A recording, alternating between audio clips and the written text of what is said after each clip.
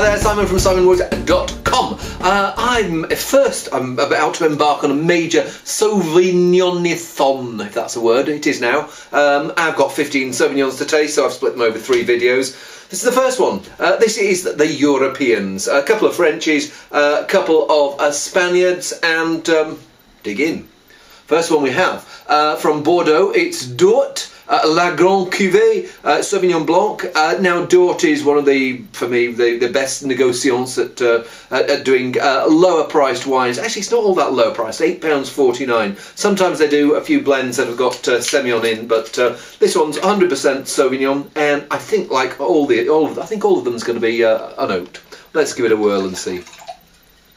Now, Bordeaux Sauvignon often reminds me of tinned pears, and that's what the character I get here. That's like, I can't remember the last time I had a tinned pear. I don't know if they even still make them, but it's quite a pungent flavour. So there's the pear flavour, there's a little bit of citrus freshness, but then there's this, I don't know, I call it a gritty smell. Does that make sense? Does to me.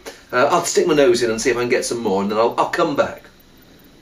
Nutty tinned pear, that for me is a classic Bordeaux Sauvignon smelling note. Let's see whether it's a classic tasting note. It smells like it's going to be quite zippy and fresh, but with quite a bit of weight behind it. Fresh, herby, crisp, quite simple, and not quite as full bodied as as the nose would seem to suggest, but nice crisp seafood wine. I mean, bring out your shellfish and I'll have some lightly poached whitefish, and I think you'll enjoy that. Maybe if I've got a problem with it, there's this little bit of sourness on the finish, and it wasn't 2011, wasn't the greatest of vintages. Let's see how we get on in the Loire with Domaine Rambaud Sancerre 2011, and the Loire had quite a few problems in 2011. Let's see what this one's like. Well, it actually smells better than quite a lot of the 2011 Loire wines. Quite a lot of them have this, what I call dusty grey rot character. Some people say, oh, that's geosmin. I'm never quite sure where grey rot and geosmin meet, but for me it's that smell. If you've ever let citrus fruit and you've got one of them that's you've forgotten about in one end of the fruit bowl and it's starting to go mouldy on the outside, and you bat it and these spores appear, and the smell of those, but I don't get that here. I get a crunchiness. It feels like it's going to be crisp and juicy like the first one, but maybe a little more of the vegetal characters, a nice vegetal. Sometimes the word vegetal sounds pejorative, but here it smells like it's going to have a sappiness, a crispness, a freshness, and it's maybe more herby and grassy than the Dort was. Pretty much straight down the line, Loire Sauvignon. Maybe I should be expecting a little bit more complexity from Sancerre, but it's a decent enough drink. It's crisp, it's lively, it's perky, and yes, I mean, people pick up this like gunflinted character in more parfumé than Sancerre, but there's something there that is definitely of the soil. I like it, but again, as I said with the first one, if there's something that lets it down, it's maybe this slight bitterness and sourness just on the finish, and again probably a sign of the vintage rather than anything to do with the quality of the producer. Let's go on to Spain.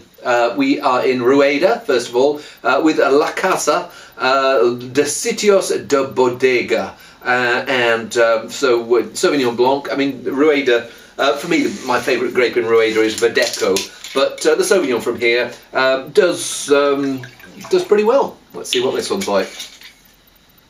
It feels fatter and juicier than the two French ones. It's probably got more in common with the Bordeaux one. Feels like it's almost like a fatter, peachier version of the tinned pear character that was coming through in the Dort.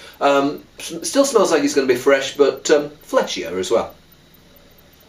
Well, it's got quite a lot in common with the Dort. It's got what I call that tinned pear character, but here it's a bit fleshier, a bit more peachy weight, and whereas the first two finished on that slightly tart side, here, yes, that weight carries through, and it's not a weighty wine by any means, but it just has enough of that extra punch to make it, yeah, I'd say my favourite so far.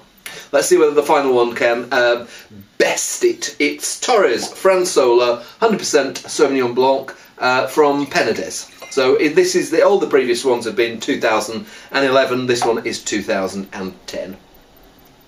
I was just having a look on the back label. It says excellent climate, giving us the best Sauvignon Blanc and a Pareada grapes. Doesn't say mention anything about Pareada on the front label. But I was checking it to see whether whether it had any oak or anything. Maybe what it is, it's the extra year that's giving this more rounded, honeyed style of aroma. Yes, there's the green edges, if you want to call it that, green gauge. Some of the citrus, maybe not so much of the pear that I was getting on some of these, but yes, it feels like it's going to be still has got some freshness, but has relaxed a little bit. Let's have a see. There's a smokiness going through, like a smoky elderflower, almost suggesting that bits of it have been picked ever so slightly early in order to keep its freshness in there. And because the flavours are quite rounded and rich, but this slightly gunflinty, smoky, yes, as I say, the elderflower, it's got some of that, maybe some of that tinned pear character in there, but actually, it's a wine that I'm really not quite sure whether I like or not. I probably prefer it to the two French ones, but I'm not sure quite how much I like it. At the moment, the Rueda's the one that I'd be most looking forward to a glass of at the end of this video. The only problem is I've got 11 other Sauvignons to try next, so maybe it's going to have to wait its turn. See you soon.